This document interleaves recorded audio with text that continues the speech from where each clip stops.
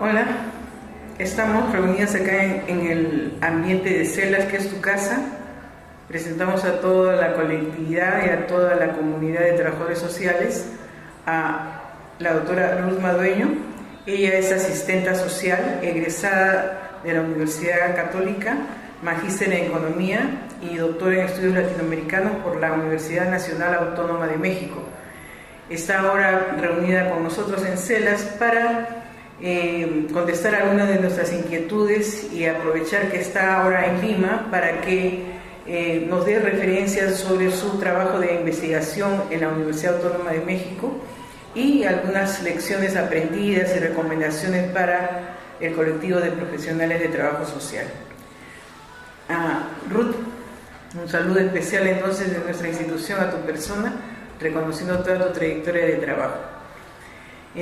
Cuéntanos qué te llevó a salir del Perú. Estuviste en una etapa de cambios y tránsitos de la Escuela de Servicio Social del Perú hacia su integración a la Universidad Nacional Mayor de San Marcos como Escuela de Servicio Social.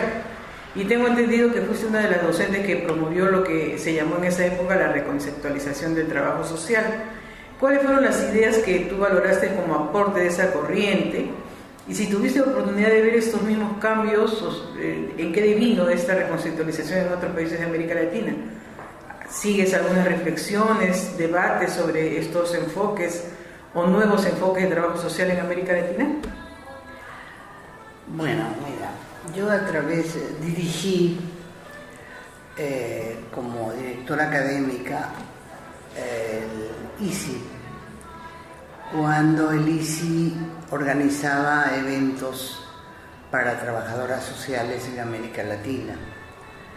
Entonces yo tenía a mi cargo todo el problema de la preparación de esos seminarios y por supuesto la selección de las personas profesionales. En este caso sí incorporamos no solamente a trabajadoras sociales, sino a equipos un poco interdisciplinarios dentro de las ciencias sociales que pudieran estar haciendo trabajos de campo y que enriquecieran la posibilidad de una reconceptualización del trabajo social, ¿no? Entonces, en ese periodo, que fueron 2 años en los que yo trabajé en el ISI, se impulsó muchísimo la reconceptualización que en ese momento, pues, tanto Brasil como Chile tenían mucho más experiencia, habían avanzado un poco más con respecto a los otros países de América Latina. En fin, de todas maneras, lo que sí se hizo es que compartieran esa experiencia con el conjunto de trabajadoras sociales que invitábamos a distintos eventos que organizamos en varios países de América Latina, ¿no? Entonces, yo creo que lo que queda para mí de esa experiencia es que el trabajo social no se podía reconceptualizar aislado de una perspectiva nueva de las ciencias sociales y que sus trabajos de investigación tenían que, de alguna manera, servirse de las metodologías de investigación, especialmente de sociología, básicamente, ¿no? En ese sentido, creo que tanto San Marcos como la Universidad Católica, yo creo que San Marcos iba un poco más adelante que la Universidad Católica aquí en el Perú. Sin embargo, yo creo que también la reconceptualización en el Perú agarró a las asistentas sociales en un periodo muy crítico ya de una extrema radicalización de los estudiantes al interior de San Marcos y al interior de San Marcos, ¿no? De manera tal que fue un poco difícil llevar adelante ese proceso, pero sí se hizo, sí se plantearon algunas líneas de trabajo, básicamente centrando la crítica alrededor de la casuística en la que se había concentrado el trabajo social, y más bien tratando de que se volcara hacia programas sociales, comunales, que impulsaran el desarrollo comunal, que tuvieran la capacidad de salir de un trabajo asistencial propiamente para hacer un trabajo de promoción social. Entonces, en esa medida, pues, trabajo social tuvo que inmiscuirse en una serie de proyectos que, sobre todo las ONGs, me parece, impulsaban como proyectos productivos, trabajos con mujeres, pequeña empresa, etcétera, en fin. Y por supuesto, estos programas tan enriquecedores que más tarde aparecieron, como el vaso de leche, que no era cualquier programa, sino era un programa con mucha presencia profesional para poder no dar solamente un vaso de leche a los niños, sino buscar la presencia familiar y, aparte de eso, dar una orientación y una perspectiva médica, social, etcétera, para que ese vaso de leche no tuviera más bien efectos nocivos, porque dar un vaso de leche, pues, a niños que no habían tomado leche, evidentemente creaba problemas de salud incluso, ¿no? Entonces, yo me moví un poco en ese contexto en el Perú, ¿no? Pero a nivel de América Latina, creo yo que las experiencias, como digo, brasileña y chilena, eran las experiencias más notables. Ok, gracias. Dejas la docencia en la Universidad Nacional Mayor de San Marcos en la Escuela de Trabajo Social y viajas a Chile o regresas al Perú o te vas directamente a México. ¿Cuáles fueron esas circunstancias? Ese contexto es importante porque uno, como trabajadora social, te encuentras en un mundo, en un momento, en una época, en una circunstancia que te lleva a tomar decisiones y opciones y que se van a expresar también en el enfoque con el que tomas tu trabajo y tu vida profesional. Bueno, yo no pertenecía a ningún grupo radical dentro de la Universidad de San Marcos. Y verdaderamente ahí se radicalizaron los estudiantes. Fui testigo de cómo el abuso de un sector de estudiantes llegó al punto de expulsar, por ejemplo, de una cátedra a un excelente profesor y después volver a contratarlo, simplemente para mostrar una fuerza y un poder que era realmente ridículo si se trataban de profesores como Germana, Felipe Portocarrero, etcétera, que sufrían los embates de estos grupos tan extremadamente radicalizados, ¿no? Entonces yo de verdad me cansé un poco de esa situación y de una manera muy casual salí de San Marcos a trabajar en el Ministerio de Comercio,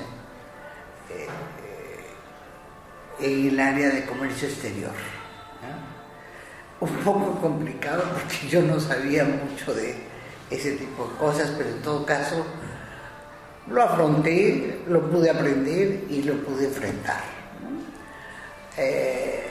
Yo había hecho ya una experiencia de un año en Chile, el año 73, cuando me fui allá renunciando al ICI y empecé un posgrado en economía. Más que economía en sí, lo que a mí me interesaba era la historia económica. Entonces, ese enfoque es lo que me llevó a hacer ese posgrado.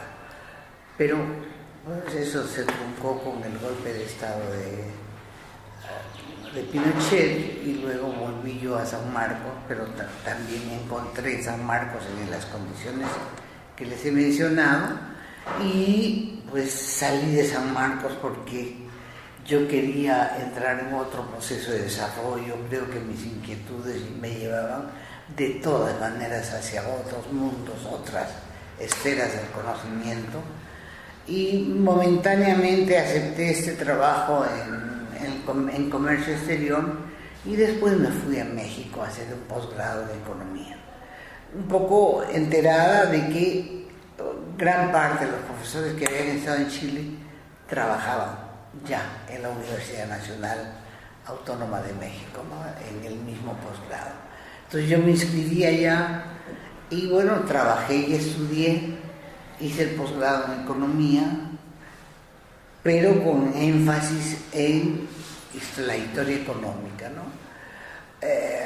Ejercí la docencia también en esa área de historia económica, primero latinoamericana, que es lo que más había podido aprender, estudiar.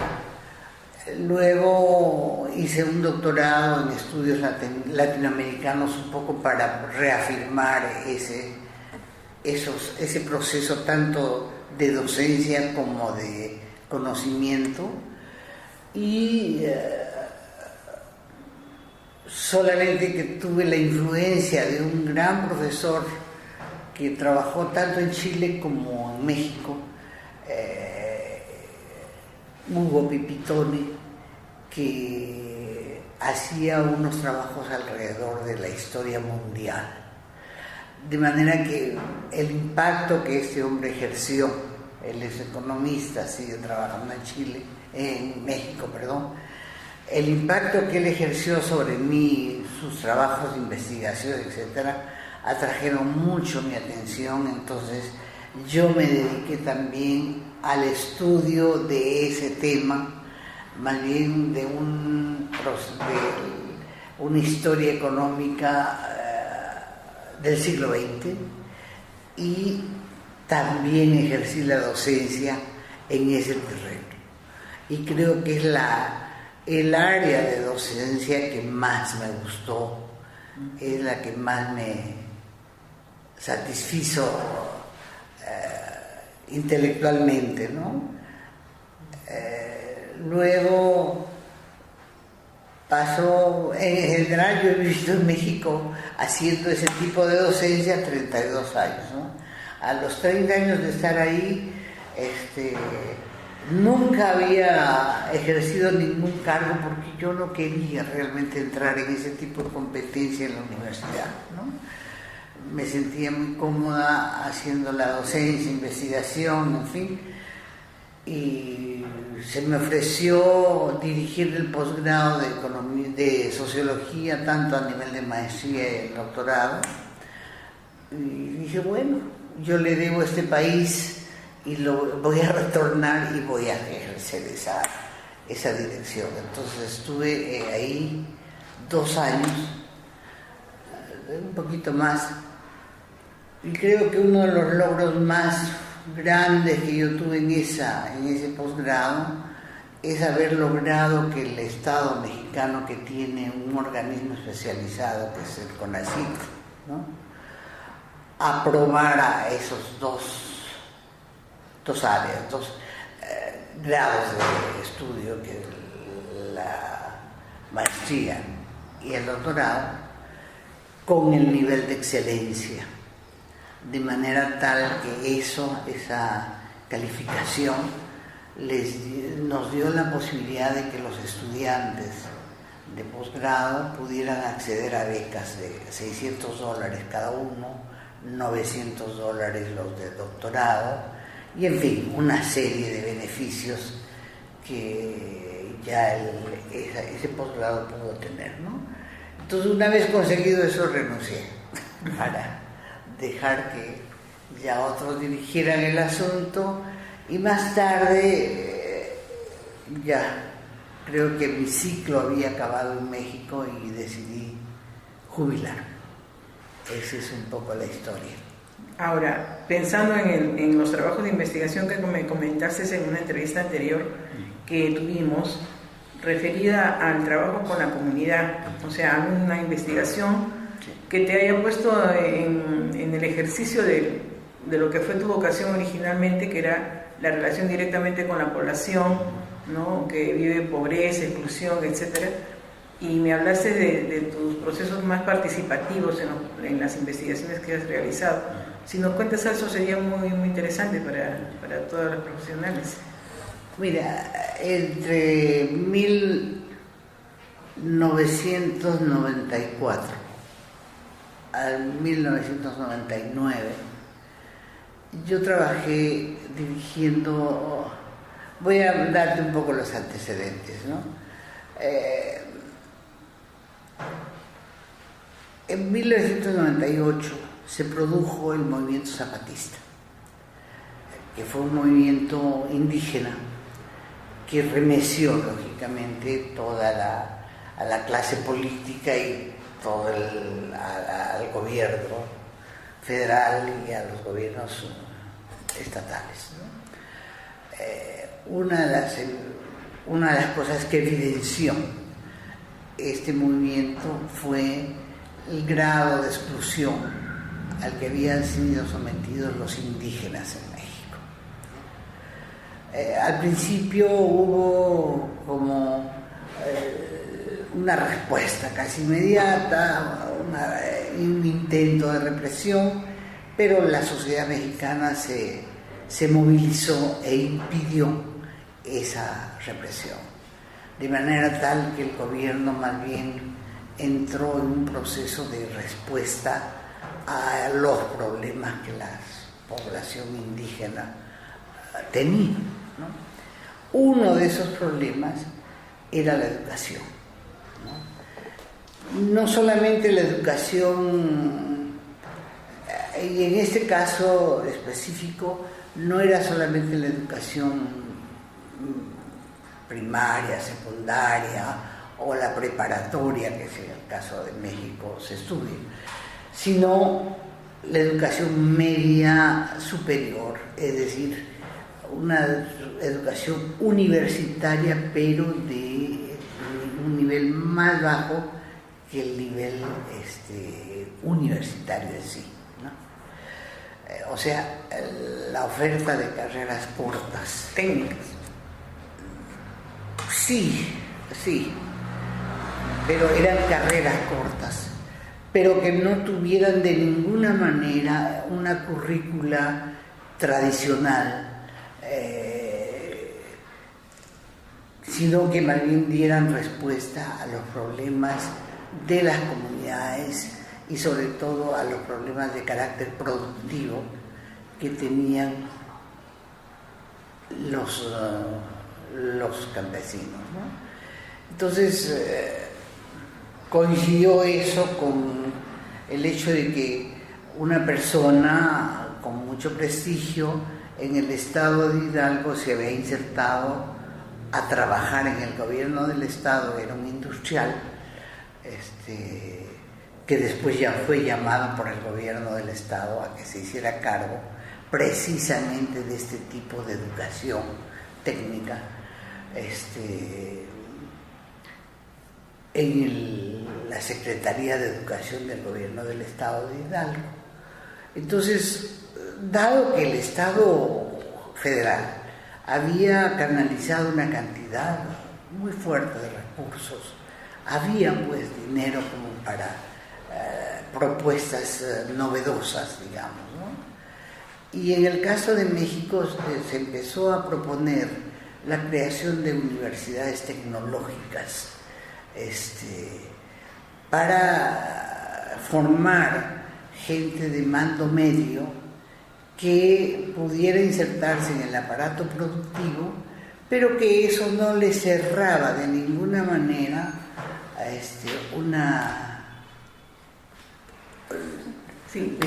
no le cerraba de ninguna manera la posibilidad de continuar un estudio universitario después de haber adquirido unos años de experiencia como profesionales técnicos, ¿no? Bueno, es esta persona la que me convoca, como había convocado también a un equipo economistas, ¿no? Y me convoca para que yo formara un grupo de sociólogos, gente experta en ciencias sociales, y que estuviera interesada en trabajar en zonas indígenas. Mientras que los economistas trabajaron todo el área de la macroeconomía, vamos a decir, no solamente en el terreno inmediato, sino que ellos empezaron a analizar las perspectivas a futuro de cuáles podían ser las redes económicas que se podían tejer si se impulsaba el desarrollo en estas microrregiones, ¿no? Y cómo se podían engarzar con otro tipo de regiones más desarrolladas. El caso mío fue que yo me hice cargo de las investigaciones más bien en los municipios donde estas universidades podían tener una influencia directa. Y en general eran 5 o 6 municipios donde se iba a crear físicamente la universidad y que evidentemente iban a sufrir el impacto más fuerte de la creación de estas universidades, ¿no? Entonces, pero era evidente que no se podía instalar una universidad y decir aquí está y creamos, no. El proceso fue al revés, es decir, que la comunidad mostrara, sea a trabajos de investigación, sea con foros, sea con debates, etcétera, mostrara cuáles eran sus problemas y que luego se atendiera y se discutiera con gente altamente calificada las posibilidades de qué tipo de oferta educativa se podía ofrecer, ¿no? Entonces, para eso, lógicamente, organizamos nosotros trabajos de investigación, ¿no? Por sectores productivos y por sectores sociales, ¿no? Maestros, alumnos, sector productivo, dirigentes políticos, dirigentes sociales. En fin, hicimos un trabajo bastante amplio y aplicamos, lógicamente, hicimos un trabajo de investigación directa ahí, ¿no? Ese trabajo fue sistematizado, fue evidentemente presentado también al gobierno del Estado, pero además dio lugar a la organización de foros donde nosotros invitamos a gente de altísimo nivel para discutir los problemas que ya se habían encontrado a través de los trabajos de investigación, ¿no? Entonces, ¿de qué se trataban estos foros? Que la comunidad, preparada por nosotros, por supuesto, y la gente, los profesionales muy preparados en cada materia, pudieran realmente discutir los temas alrededor de los cuales giraba la preocupación de los campesinos, ¿no? Por ejemplo, la producción y comercialización de la naranja o de una serie de frutas, la producción y comercialización de la leche, la producción y comercialización del mezquite, es decir, cómo explotar eso, los bosques, ¿no? Este tipo de experiencias tuvieron así como una inspiración en qué. Esto se había hecho antes, se había hecho sobre todo en Canadá y en Francia, ¿no? De manera que también tuvimos acceso a información sobre esas experiencias y sobre todo en Canadá, por ejemplo, el mantenimiento y explotación de sus bosques era pues era un área muy rica que se atendía a través de estas universidades tecnológicas, ¿no? Entonces, bueno, en el caso de la primera universidad tecnológica que fue creada en el Valle del Mezquital, como a 3 horas de la Ciudad de México, hay que decir que el Valle del Mezquital es una zona altamente expulsora de mano de obra a Estados Unidos, ¿no? Muy pobre, y es una zona de tránsito, de un tránsito pesado hacia la zona norte. Lo que produce el Valle del Mezquital es un poquito de leche, hay una ganadería pequeña, y el mezquite. El mezquite es un insumo para la producción de una bebida alcohólica, no me acuerdo el nombre ahorita, ¿no? Parecido al tequila, y también el tequila, y en todo caso también como combustible para preparar un tipo de alimentación que se consumía mucho en la región. Aparte de eso, toda esa zona del Valle del Mezquital, que comprendían varios municipios, tenían algunos de esos municipios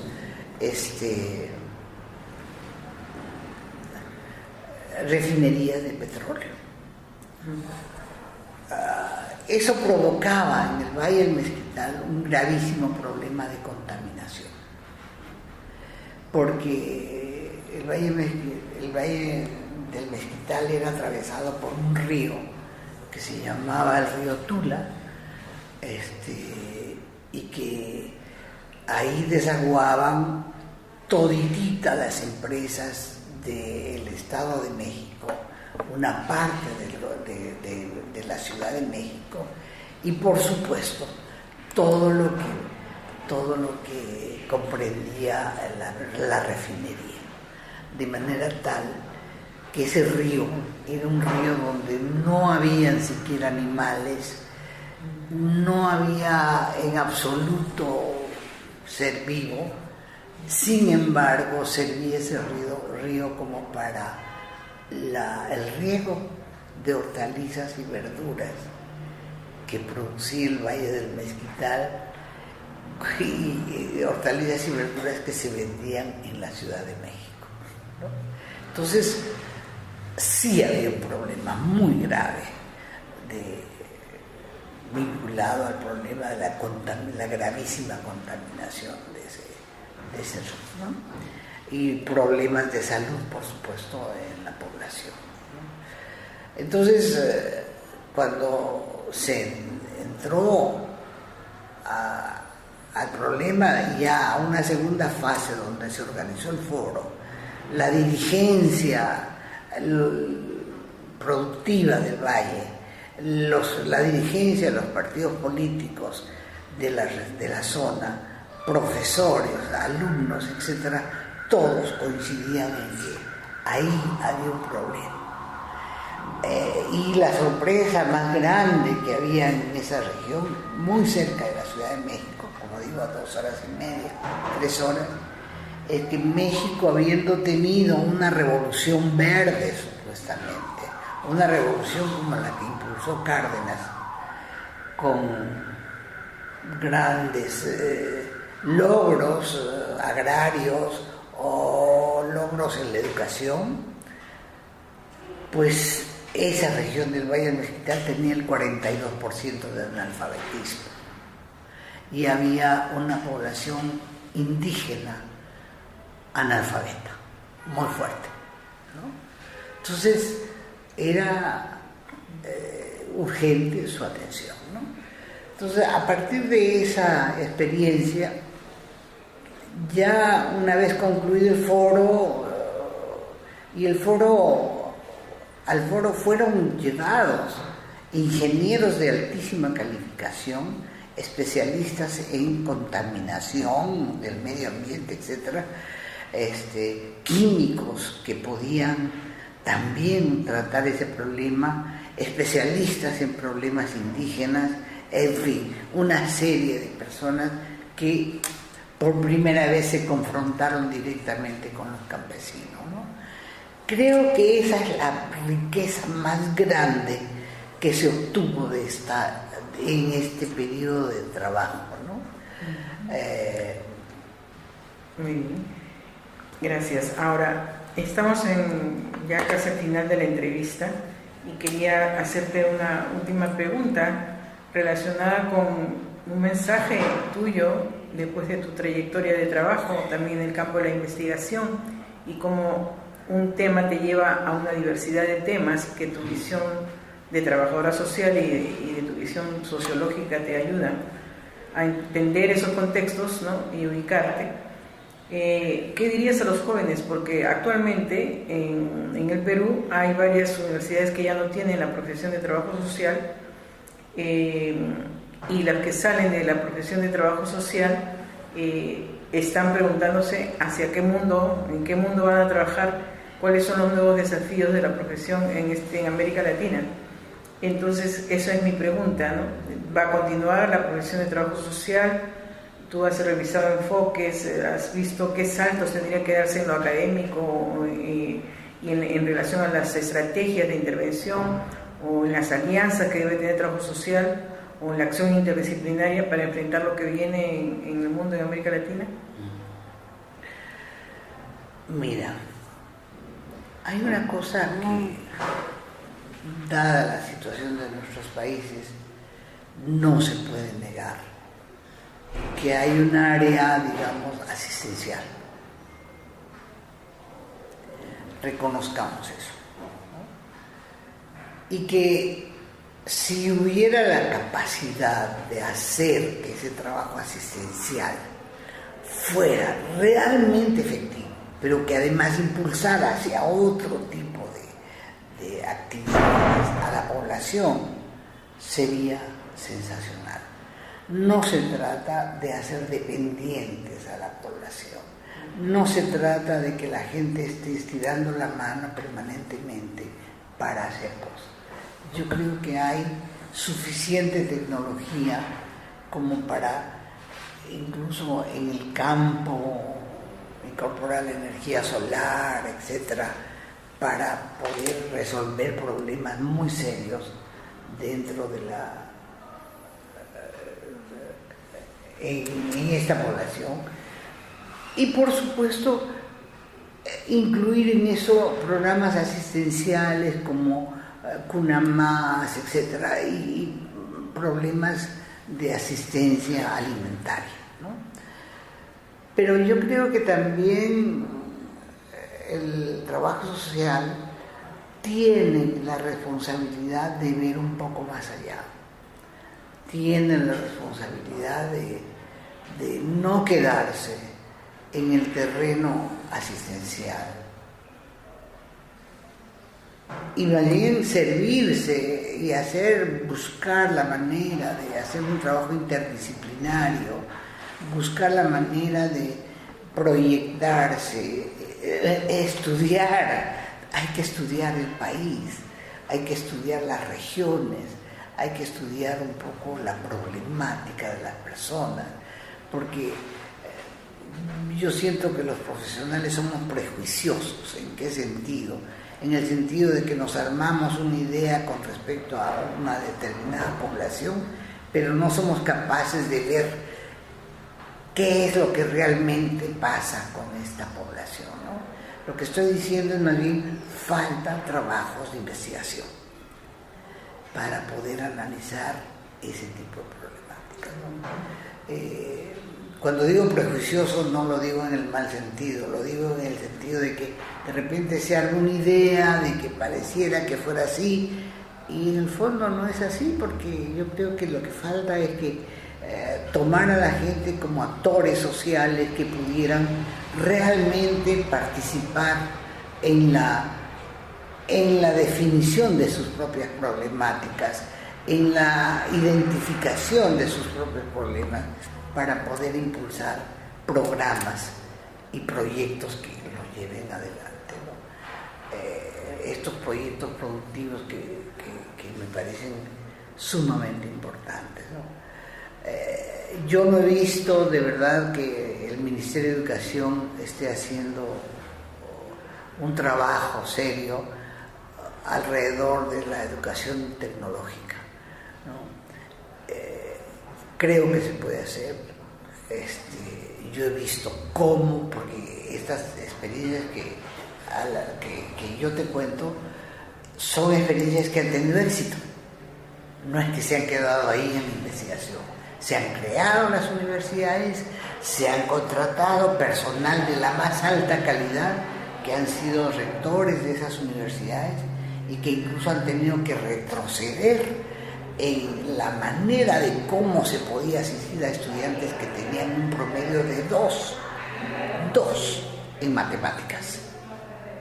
Y a ver cómo se les sacaba y se les llevaba adelante para que estudiaran una carrera que tuviera que ver con algo de mecánica, ¿no? Darle los principios de la mecánica, etc.